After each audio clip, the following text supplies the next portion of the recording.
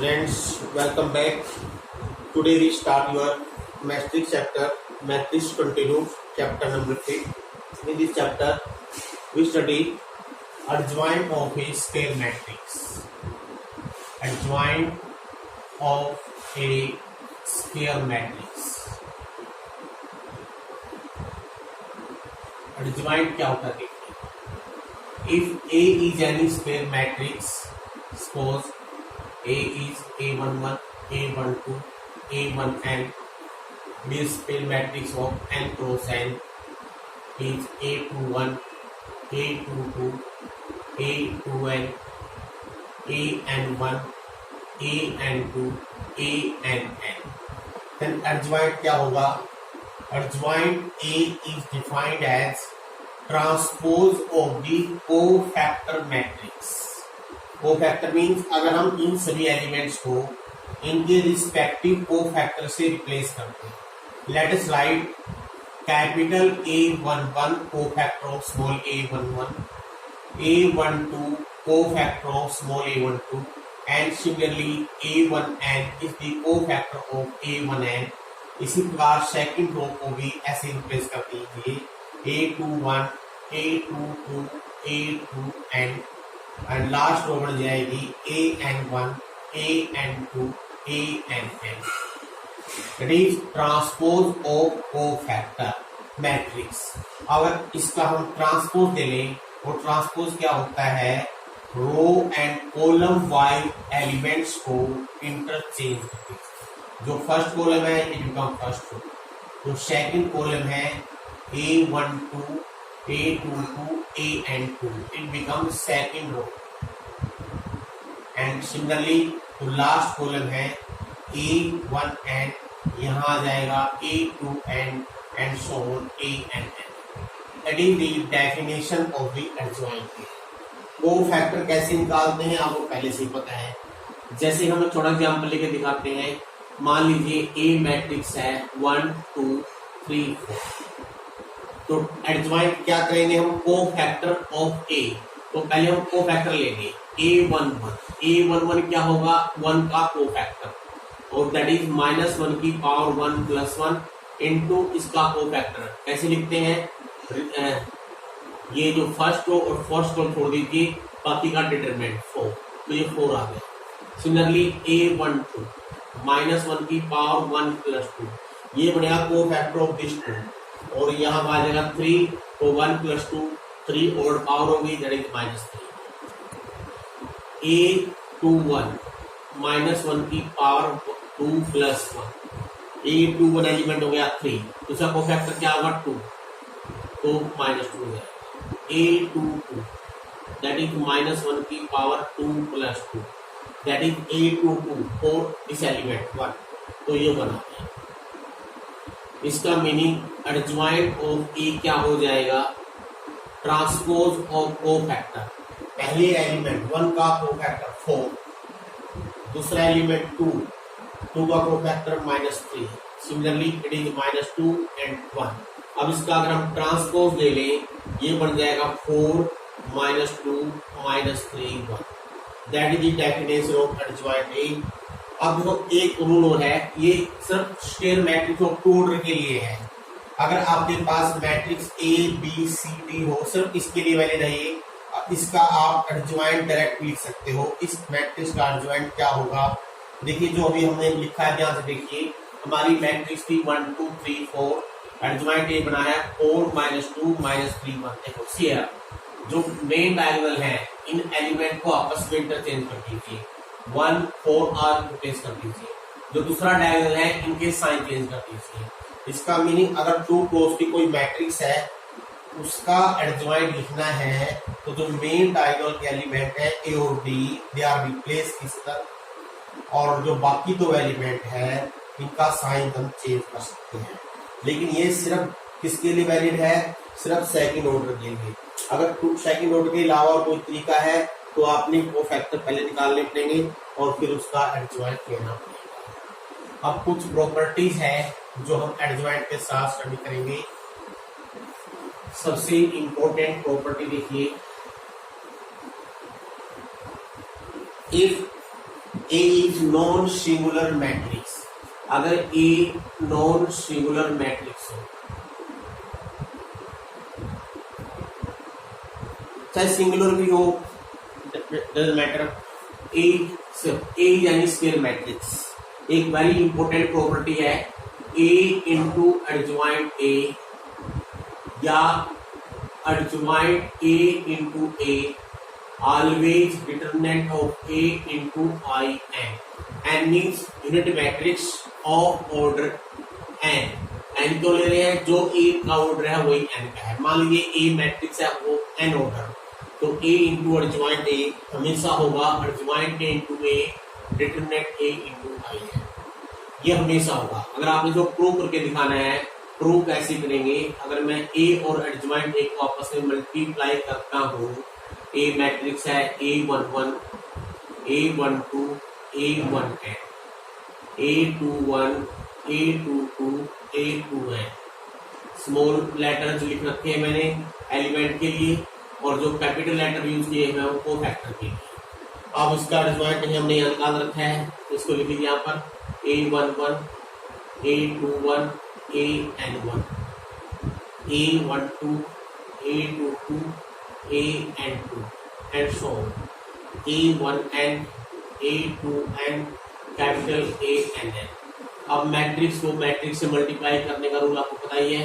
अगर आप देखिए ध्यान से देखिए, सी है, अगर मैं इस फर्स्ट रो को फर्स्ट कॉलम से मल्टीप्लाई कर दूं और आपस में ऐड कर दूं कॉरस्पॉन्डिंग एलिमेंट, एंट्री क्या आएगा देखिए A12, A12 and so A1n, AN1। Second जो एलिमेंट बनेगा फर्स्ट रो सेकंड कॉलम को अगर हम आपस से मल्टीप्लाई करते हैं A11, A21, A12, A22 plus and so on A1n, A2n and so on. इस तरह से आप इन सबको मल्टीप्लाई कर लीजिए। अब देखिए ये क्या हो गई, आपने कोफैक्टर की प्रॉपर्टी पढ़ी हुई है, उसको मैं याद लेता हूं, आपको याद ना हो, that is sum of product of elements of any row या column with elements with cofactors of same row or column with always get the value of determinant।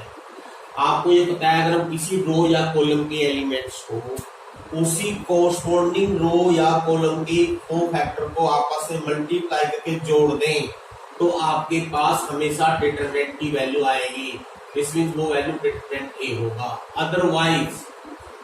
otherwise that value will be 0। इसका meaning आपको समझाता हूँ, देखिए answer इधर question में आ जाइए।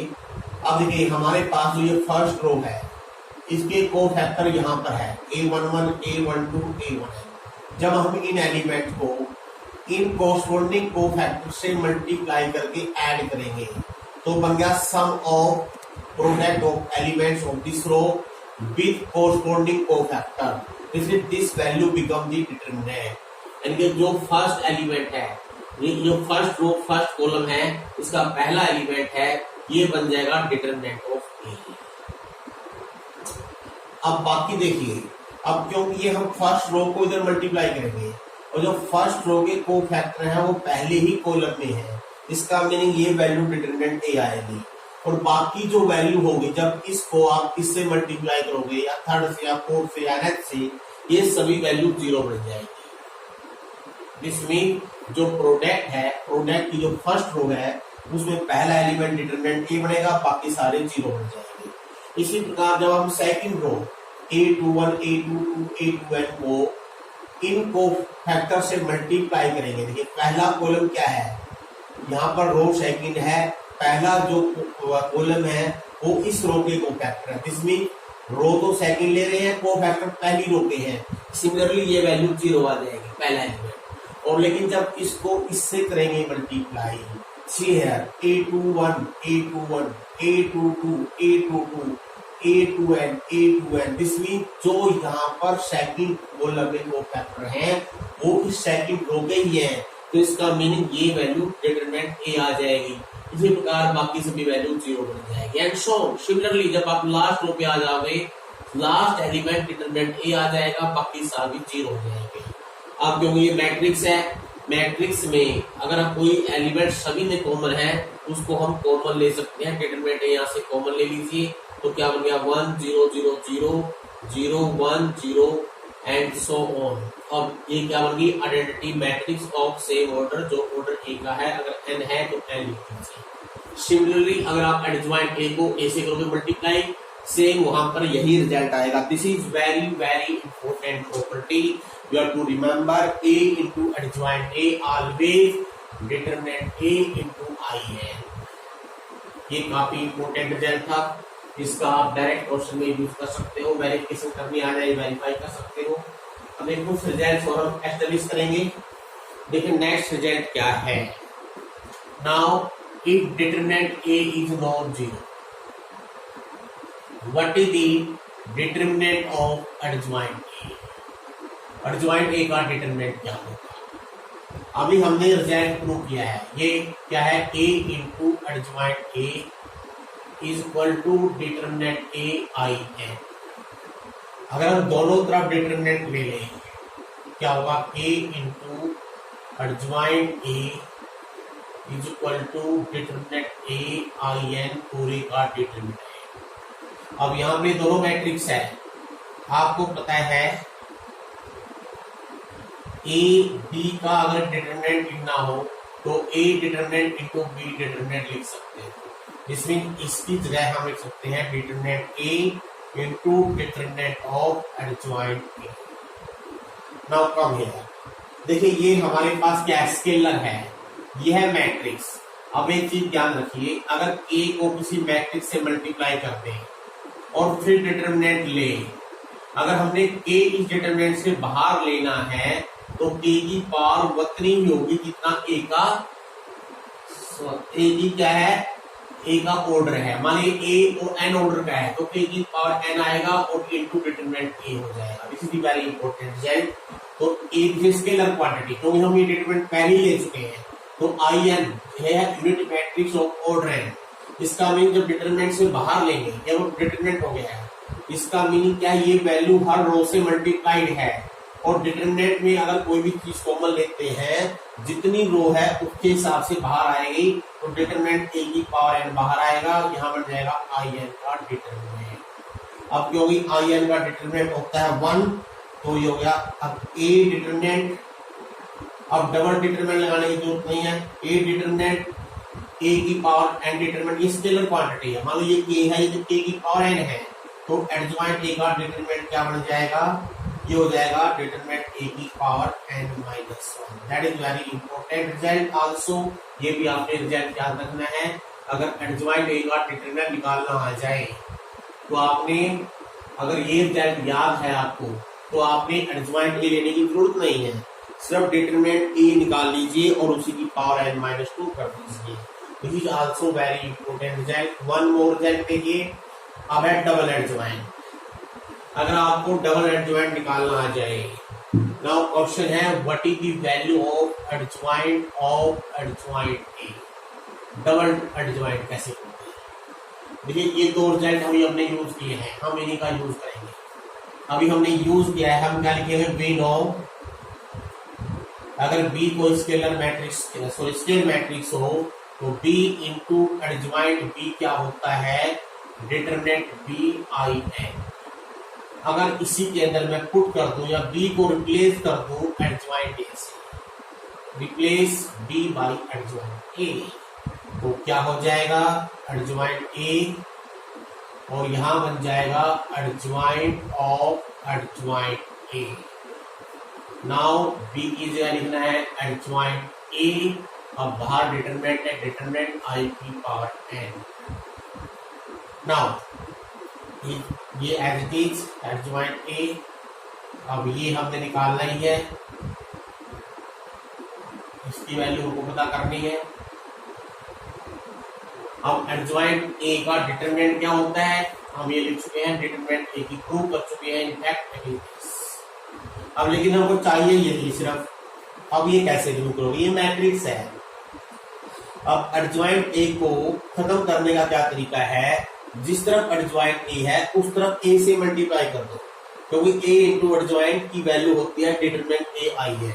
तो हम क्या करेंगे, दोनों तरफ ए से मल्टीप्लाई कर देते हैं, ए इंटू इधर भी ए इंटू कर देते हैं। अब इसको आप use associative A into adjoint A को लिखिए डिटरमिनेंट ए आई एन, या इट इज एडजॉइंट ए और डिटरमिनेंट ए की power N minus one scalar है, यहां जाएगा ए इंटू आई एन।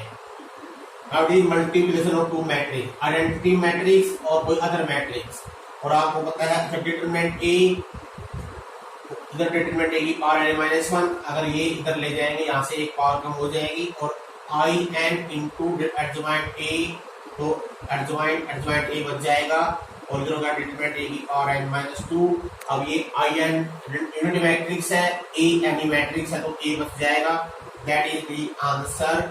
इसका मीनिंग क्या हुआ, अगर डबल एडजॉइंट लेना है, इसका मीनिंग आपको किसी के भी कोफैक्टर निकालने की जरूरत नहीं है, आप डिटरमिनेंट लिखिए और डायरेक्ट ये n माइनस टू, सॉरी क्योंकि डिटरमिनेंट ए इधर जाके एक पावर कम हो जाएगी, तो आपको किसी भी एडजॉइंट निकालने की जरूरत नहीं है, बस ए को ही डिटरमिनेंट ए की पावर एन माइनस टू से मल्टीप्लाई कर दीजिए। This is also very important result, adjoint of adjoint A you can remember determinant A की power N minus two into A. For example मान लीजिए, सपोज कीजिए मैं आपको दूं एक कोई मैट्रिक्स है 1 3 4 -1 2 1 0 3 9, अगर आपसे कोई पूछ ले इसका डबल एडजॉइंट लिखो, अब जिसको ये रिजल्ट याद नहीं है तो पहले वो एडजॉइंट लेगा, एक एडजॉइंट के लिए पहले इन सबके कोफैक्टर निकालेगा, फिर उसका भी एडजॉइंट करना है फिर उनके भी कोफैक्टर लेगा। लेकिन अगर हमको ये रिजल्ट याद है, हम सिर्फ डिटरमिनेंट ए निकालेंगे। डिटरमिनेंट ए क्या आएगा, 1 into 18 minus 3 5 -3 into -9 -0 plus 4 into -3, और ये कितना आ गया देखिए, it comes out to be 15 plus 27 minus 12, that comes out to be 30। अब हम क्या लिखेंगे, you have to write we know adjoint of adjoint A is determinant A की पावर, अब एन मीन ऑर्डर, इसका ऑर्डर 3 है तो यहाँ होगा 3 minus 2 into A, 3 minus 2 A हो गया, determinant A into A, this means 30 into A, और ए आपके पास पहले से ही है 1 3 4 -1 2 1 0 3 9। अब 30 को अंदर ले जाओ, मल्टीप्लाई कर दो, you get the answer. It is very very important results, जो सबसे इंपॉर्टेंट रिजल्ट है उनके मैंने प्रूफ भी करवा दिए हैं। अब एक दो रिजल्ट्स और हैं वो हम प्रूफ नहीं करेंगे, लेकिन आपको याद जरूर रखने हैं। देखिए नेक्स्ट रिजल्ट जो है,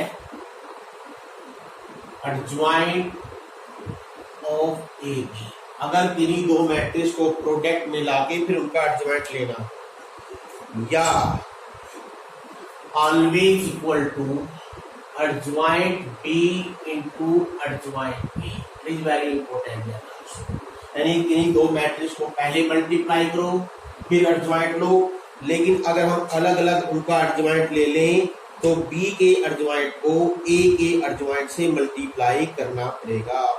that is also important result, इसको बगैर प्रूफ याद रखना है।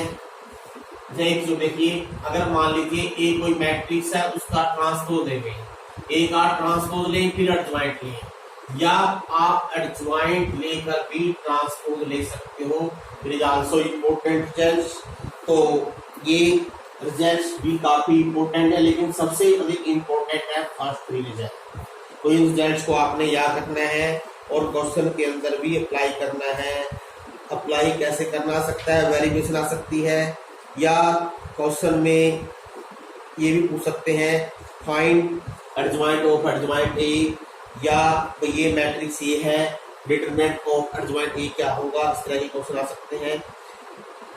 जैसे एक आसान सा क्वेश्चन दिखा रहा हूं करके आपको, कई बार क्या आता है A is any square matrix. A is any square matrix of 3 cross 3. If adjoint of A is 5. Question है find the adjoint A determinant. अब देखिए अगर आपको याद नहीं है रिजल्ट तो कंफ्यूज हो जाओगे। आपको याद होना चाहिए एडजॉइंट ए का डिटरमिनेंट होता है डिटरमिनेंट ए की पावर n माइनस। अब यहाँ पर डिटरमिनेंट ऑफ ए की पावर n माइनस 1 इसका ऑर्डर 3 है तो 3 माइनस 2 तो 5 का स्क्वायर 25। इस तरह से आपने इसको निकालना है।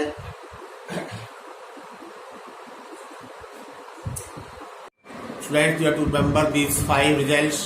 They are very important. Number 1, 2, 3, 4, 5.